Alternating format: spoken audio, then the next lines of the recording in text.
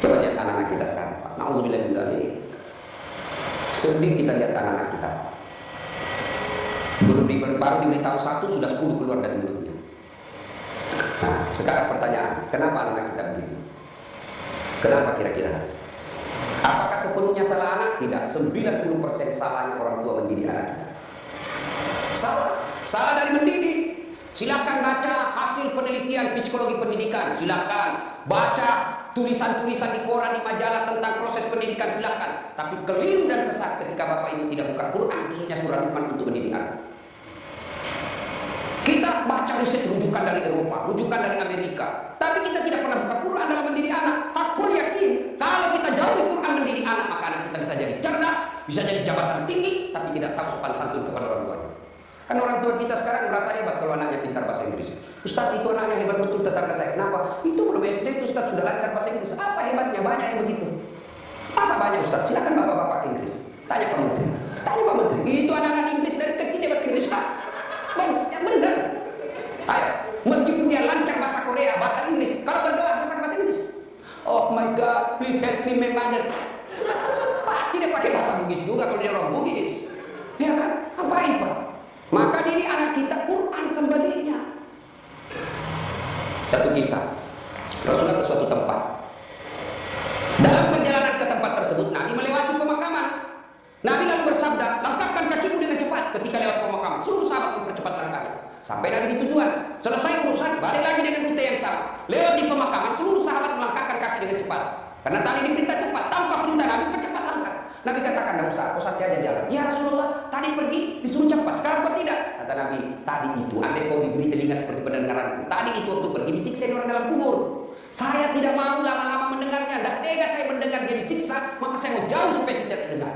Waktu pulang tidak lagi. Kenapa? Saya dengar berita dari Jibril, Allah perintahkan hentikan siksaanmu wahai penyiksa di kubur. Tidak mungkin saya siksa orang tuanya di kuburnya, sementara anaknya di dunia lagi belajar mengaji membaca basmalah. Bismillahirrahmanirrahim. Baru kalimat basmalah dia baca anaknya, Allah sudah katakan berhenti kau siksa anak orang tuanya.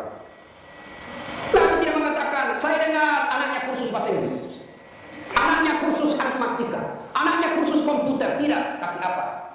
Quran. Maka ini anak kita Quran. Apa ya? Itu dosa anak-anak yang masih sekolah. Kalau kita ini yang sudah punya istri, model durhakanya, nah seperti tadi, lebih takut sama istrinya daripada ibunya. Ada di sini bapak-bapak takut sama istri. Nah, bedanya kau jadi laki-laki kalau takut sama istri. Apa mau takut? Nah kita setengah mati cari uang. Saya serius Pak Menteri. Coba lihat Pak, dari pagi kita keluar mikir untuk istri, supaya dia bisa beli emas, supaya dia bisa pakai kerudung yang bagus, supaya dia bisa pakai tas yang mewah, supaya dia bisa pakai sepatu yang up to date. Semua kita pikir itu. Mana pernah istri kita pikirkan kita bagaimana supaya kita pakai berlian? Tidak pernah. Kita pikir itu Pak, bukan cuma di dunia, sampai di akhirat. Makanya tidak masuk akal saya kalau ada suami takut sama istrinya. Mana takut? Semua kita tanggung dunia akhirat. Ya, di dunia kita tanggung AC-nya, di dunia kita tanggung cicilan mobil, di akhirat kita tanggung lagi dosa istri. Lalu dia kasih takut kita. Lain kalau dia kasih kita modal 10 miliar, kalau sudahlah, kau duduk saja, kita takut nanti habis modal.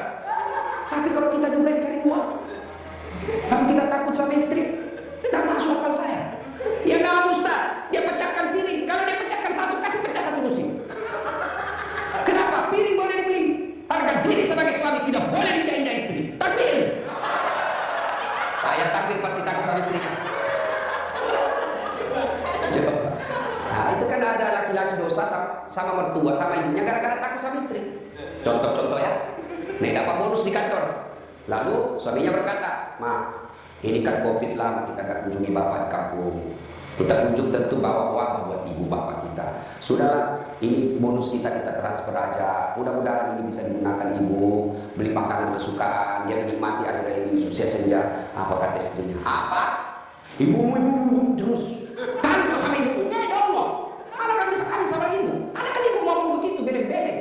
Ini asli beleng-beleng. Mana bisa pilih kok mamaku atau saya? Mana bisa dipilih antara ibu dengan istri? Ini pilihan yang tidak masuk di akal. Kalau saya istri saya bilang begitu, ceraikan saya. Simpel, saya ajak bagaimana isi formulir perceraian. Benar Pak, jangan sampai Bapak berdosa gara-gara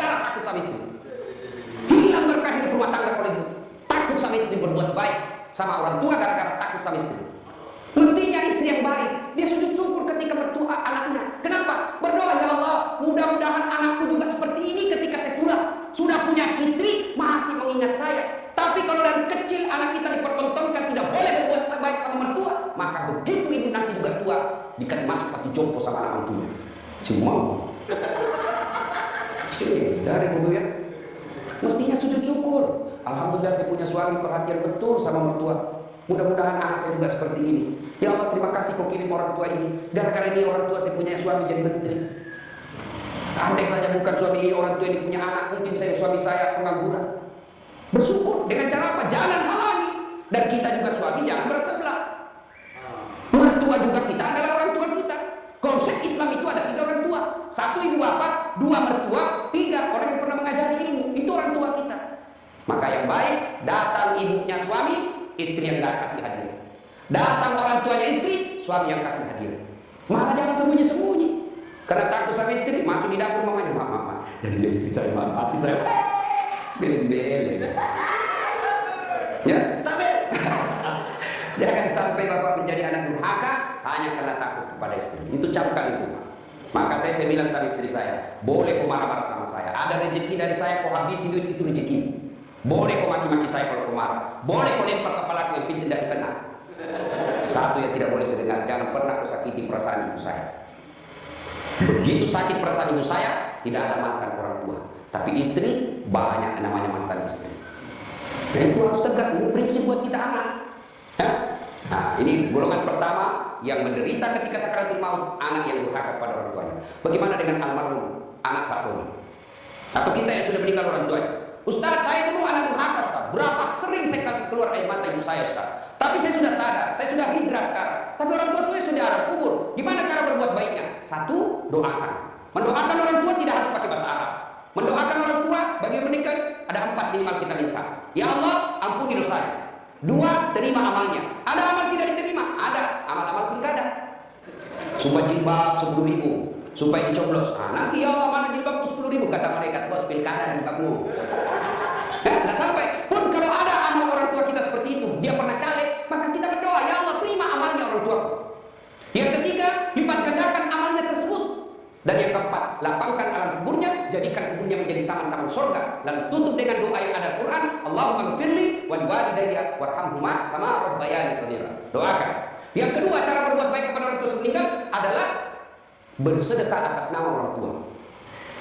Saudara-saudara sekalian, saya sebagai anak pertama, ini memang ada hak waris kita. Rumah ini kita 4 bersaudara, kita punya hak waris. Tapi inilah peninggalan bapak yang beliau sejak dari pegawai sampai pensiun mencicil rumah ini. Tidak elok rasanya begitu meninggal, beliau tidak menikmati rumah ini. Lebih baik rumah ini kita jual, kita belikan beliau jadikan masjid. Nah, setengah dari warisan bapak kita bagi. Bagaimana adik-adik? Setuju? Setuju kan? Nah, biasa kalau ada begini istri dia menghasut. Kapan anak pertama? Masa kamu diatur sama adikmu? Domo ini. Nah, itu biasa itu begitu. Jadi penghasut. Nah, bersedekah atas nama orang tua. Ada lagi yang berkata tidak sampai kalau sudah meninggal, Ustaz. Mau bukti bahwa sedekah kepada orang meninggal sampai? Mau bukti? Mau Pak? Mau saya kasih bukti? Gimana caranya? Bapak meninggal dulu, saya kirimkan sedekah. Sebab yang begini alam gaib Pak, tidak bisa diakali. Kalau Bapak tidak percaya sudah mati duluan deh, saya kirim Fatihah dengan binatang kurban. Yang ketiga, cara berbuat baik kepada orang tua sudah meninggal adalah mengunjungi kerabatnya.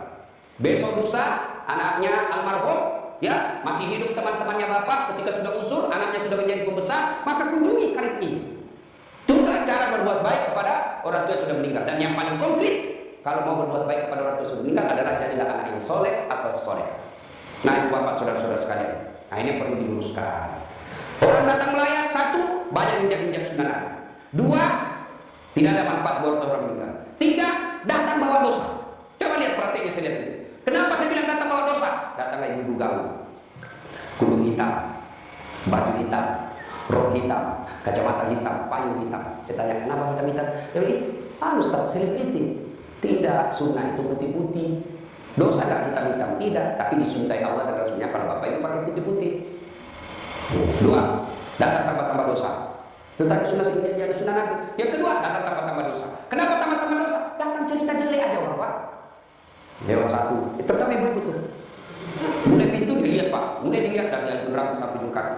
Lewat si kopi itu kata orang polisi, si kopi ini. Apa?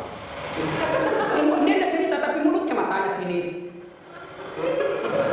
Kenapa? Lipstiknya palsu. Kenapa kau tahu? Melengket di giginya. Sudah satu dia gosip, lewat lagi satu. Tidak serasi kudunya sama orang. Jadi iya kayak bulu-bulu. Bahkan Ustaz pun digosipnya lewat Ustaz itu juga bajunya di YouTube. Harusnya dengar itu juga bajunya di YouTube itu Pak Ustaz. Kenapa? Saya pakai baju kayak sibuk. Nah, itu gosip. Maka ibu majelis taklim saya di Makassar saya anjurkan, ibu datang melayat, satu ada wudhu, dua bawa Quran minimal surah Yasin, tiga begitu datang ibu baca Yasin bareng-bareng.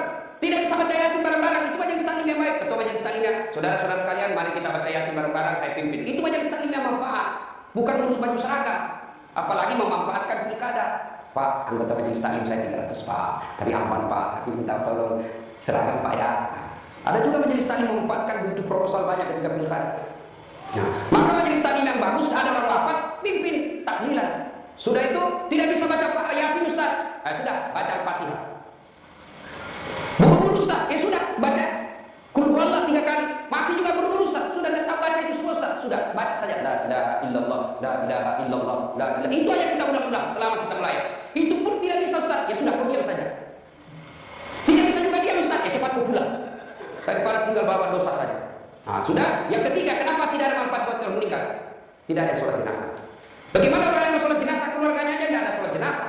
Mantunya sibuk ngurus ambulans, iparnya sibuk ngurus tenda, anaknya sibuk ngurus konsumsi, dan ikut sholat jenazah. Orang lain yang sholat jenazah, orang lain pun tentu ikhlas. Banyak yang sholat Ustaz, kenapa banyak? Karena bapaknya menteri. Jadi tidak ikhlas orang. Tapi coba kalau keluarganya, pasti ikhlas. Saya hampir jarang sekali melihat ibu-ibu sholat jenazah. Jarang. Maka jangan heran ketika ibu meninggal sedikit yang sholat jenazah. Kenapa? Karena waktu hidup jarang dia sholat jenazah. Maka wafatnya pun sedikit yang sholat jenazah. Ustaz tidak buat rumahnya Ustaz di teras. Ustaz tidak ada air, tayamum. Ustaz tidak ada air, boleh tidak wudhu. Imam Syafi'i mensyaratkan wudhu, Imam Ahmad boleh tidak wudhu. Karena itu bukan sholat, dia hanya doa. Saya tidak tahu bacanya Ustaz, ikut saja sama imam. Yang penting takbir 4 kali, jangan ruku. Kalau bapak ruku, siap-siap malu sendiri. Ini dan cerita walau benar atau tidak, cerita ini takbir imam Allahu Akbar, takbir juga dia Allahu Akbar. Takbir kedua imam Allahu Akbar, dia ruku. Kenapa saya sendirian ruku ini? Takbir ketiga imam sekalian sujud deh.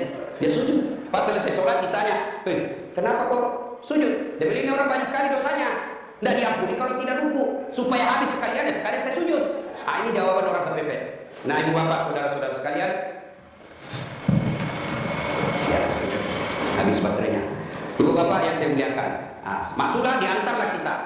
Diantar ini lagi yang banyak kadang-kala mempermalukan Islam. Saya tidak tahu kalau di sini. Saya melihat kalau di daerah sebagian Makassar Pak, orang meninggal kala-kala demo Pak. Nah di mobil dia putar bajunya, orang mati, sampai mobilnya orang dilempar. Jangan begitu. Ngapain buru-buru? Jadi sebelum diantar jenazah, keluarga yang berduka pidato. Terima kasih Bapak Ibu sudah memberikan kami dukungan moral, tapi tolong jangan mempermalukan kami di jalan. Jangan lagi menambah duka kami dengan mengganggu pengguna jalan yang lain. Saya kalau pergi mengajar, tiba-tiba ada jenazah di mobil jenazah, bagus cara pengantarannya, saya pun minggir Pak, saya kirimkan Fatihah. Kirim Fatihah untuk Rasulullah, saya ikutkan jenazah yang diantar. Tapi kalau menakutkan, ada yang mendoakan. Ngapain buru-buru? Ini sudah sih, ngapain buru-buru? Kan ada lagi yang Pak udah tahu dari mana dia belajar. Katanya kalau terlambat disiksa. Bagaimana ceritanya? Kalau dilewati 5 malam disiksa orang meninggal. Orang meninggal kalau dia itu orang sholat, bagi orang yang hidup orang meninggal tidak bakal dia disiksa gara-gara dia terlambat dikubur. Ngapain buru-buru? Itu juga sudah ada segalanya, liangnya sudah siap, semua apa perluan pemakaman sudah siap. Apalagi kalau ada wasiat orang yang meninggal, jangan kau kubur saya sebelum anakku datang dari Amerika. Wajib kita tunggu. Itu wasiat. Ada 7 kewajiban orang hidup terhadap orang mati, 1 diantaranya wasiat. Kecuali wasiatnya bertentangan agama atau melanggar mengandung mudarat. Misal, jangan pernah kau kuburkan saya di tempat Covid, kuburkan saya di kampung. Tapi keputusan pemerintah pukul karena dia wafat karena Covid, ya boleh tidak diamalkan wasiatnya. Kenapa? Karena dia mengandung mudarat. Atau dia bilang kuburkan saya di kampung, tapi begitu mau dikuburkan ada badai, tidak bisa nyebrang pulau. Nggak boleh karena di luar kemampuan kita. Atau besok-besok saya meninggal kasih narkoba di atas kuburku karena dia pecandu narkoba. Anda boleh itu Pak, melanggar kan? Jadi Bapak, saudara-saudara sekalian, nah sampailah kita di pemakaman. Nah ini juga yang perlu diluruskan. Berapa banyak orang yang sampai pemakaman tidak melaksanakan sunnah Rasul. Diajarkan begitu sampai pemakaman, ucapkan Assalamualaikum ya ahlal kubur. Ya, tidak tahu itu cukup. Semoga keselamatan bagi kamu yang ke semua penghuni kubur. Insya Allah saya ikut menyusulmu. Nah, ada lagi pelanggaran yang kita lakukan apa? Menginjak-injak batu nisan. Tidak boleh sama menduduki batu api neraka itu, Pak. Ada yang sampai duduk sambil merokok di atas batu nisan, tidak boleh. Pemakamannya padat, Ustaz. Bapak tidak usah masuk. Cukup yang memikul. Bagaimana yang memikul, Ustaz? Boleh, karena dia darurat. Karena kalau satu langkah atau jatuh, Bapak, jatuh jenazah. Sudah dimakamkan? Nah, sudah selesai. Kembalilah pemakam. Ya, tinggallah kita. Bapak merantau ke Papua. Tidak nyaman di Papua, kembali ke kampung. Sulawesi Tenggara.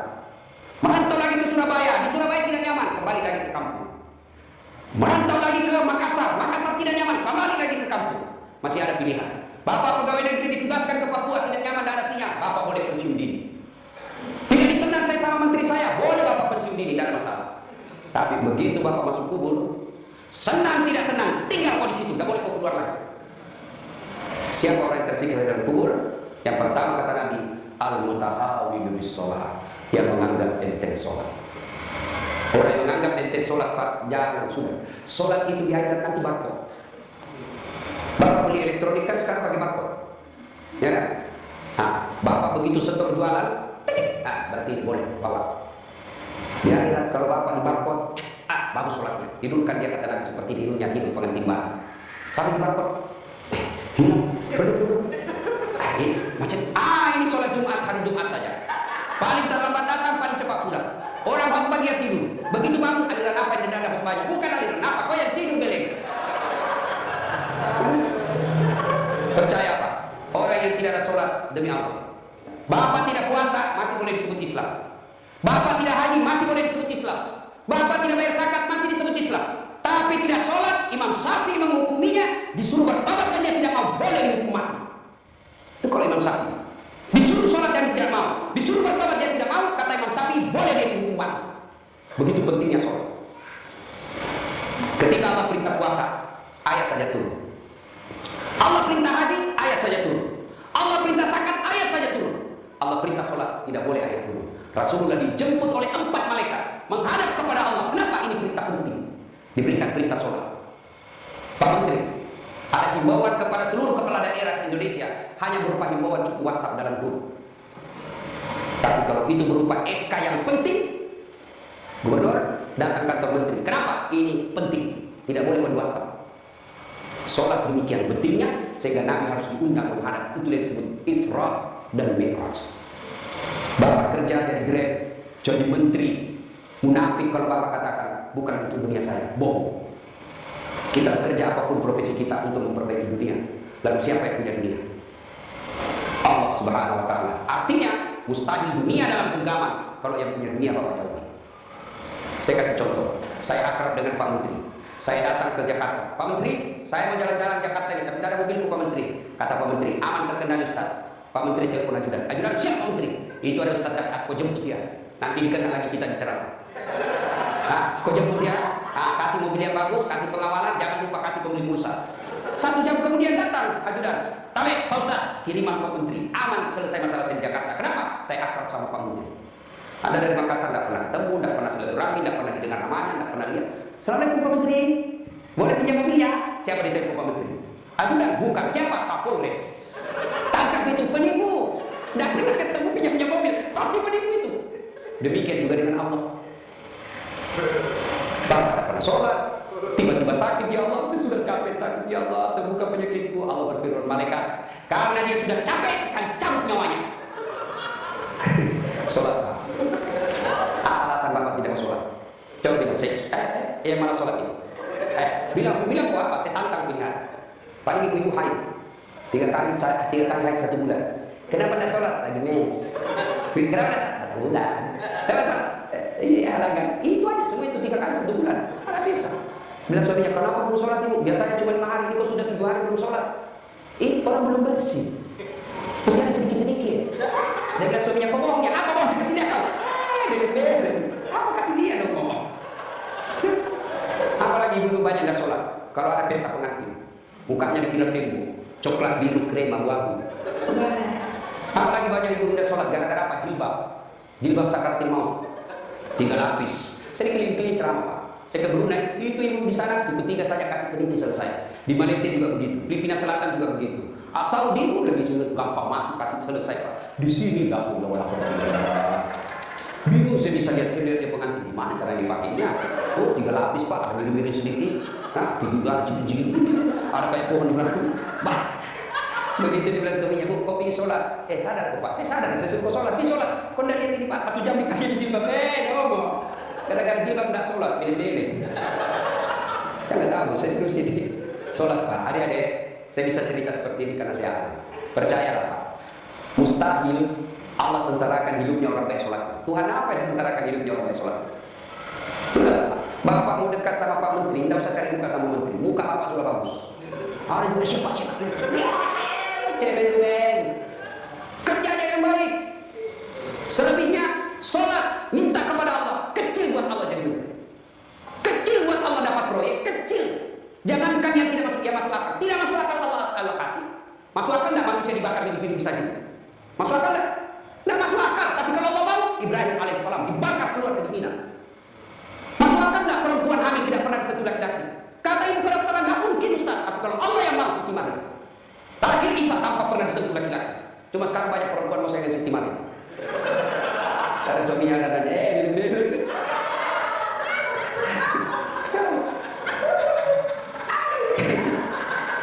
coba. Subhanallah. Banyak kejadian tidak masuk akal tapi terjadi. Masuk akal tidak orang bisa hidup dalam perut ikan? Ada pernah masuk perut ikan? Kalau saya ikan masuk dalam perutku. Kalau Allah yang mau, Yunus alaihissalam 40 hari dalam perut ikan, hidup keluar dengan selamat. Apalagi sekedar punya mobil kecil buat Allah, kecil. Lunas malu kecil buat Allah, terhindar dari wabah kecil buat Allah. Allah cuma minta ista'inu bisabri wassalah. Sabar, perbaiki sholatmu, saya yang selesaikan semua masalahmu. Itu janji Allah, bukan janji caleg. Kalau caleg Pak dikasih semua kita kan namanya Pak, pilih saya, gampang, sama-sama kita berdua di sini masalah. Ada masalah, telepon saya 24 jam. Begitu ada masalahnya dia ganti nomor HP-nya Pak. Bapak saudara-saudara sekalian, banyak yang ingin saya sampaikan tapi waktu yang terbatas. Pada akhirnya saya tidak pernah berpikir berdiri di tempat ini. Mestinya jadwal saya ada di Makassar Tasya malam ini. Tapi begitu Pak Herman telepon dan bicarakan saya sama Pak Menteri, saya lupa janji saya ke Bapak. Ceramah saya hari ini di Makassar, saya lupa. Itu pasti karena orang yang meninggal orang baik. Saya terharu tadi istri beliau mengatakan, Ustaz, 3 bulan sebelum beliau wafat, ceramahnya Ustaz selalu diputar. Maka beliau katakan, saya terharu Ustaz karena saya tidak tahu kalau Ustaz yang berceramah malam ini. Ini karena kekuatan silaturahim. Ini karena pejabat yang baik. Ya. Banyak pejabat saya kenal Pak, kalau temannya meninggal paling kirim bunga. Ini alhamdulillah hadir memberikan dukungan dan mendatangkan Ustaz Dasar. Macam baik kalau alhamdulillah ya. Bapak saudara-saudara sekalian, sebelum kita akhiri, saya mau bertanya dan ini pasti dicatat oleh malaikat. Apakah Bapak Ibu bersaksi bahwa almarhum orang baik? Kalau ada dosa dan kesalahan dimaafkan? Catat ya malaikat, inilah menjadi amal kebaikan buat almarhum. Banyak yang ingin saya sampaikan tapi waktu yang sangat terbatas. Untuk ingin mendengarkan ceramah saya lagi, gampang, silahkan buka channel YouTube saya, Dasat Latif. Nah, jangan lupa like and share. Atau di Instagram Dasat Latif 1212. Terima kasih. Sebagai kesimpulan, kullu nafsin sa'iqatul maut. Semua yang hidup pasti akan mati. Al-mautu babu. Mati adalah pintu dan setiap kita pasti melewatinya. Karenanya yang jadi masalah sesungguhnya bukan mati itu. Yang jadi masalah adalah sudah siapkah kita menghadapi kematian itu. Dan apa bekal sebaik-baik dalam menghadapi kematian? Satu di antaranya takwa, dan takwa itu operasionalnya, wujud nyata. Birrul walidain, berbuat baik kepada kedua orang tua, dan peliharalah sholat dengan sebaik-baiknya.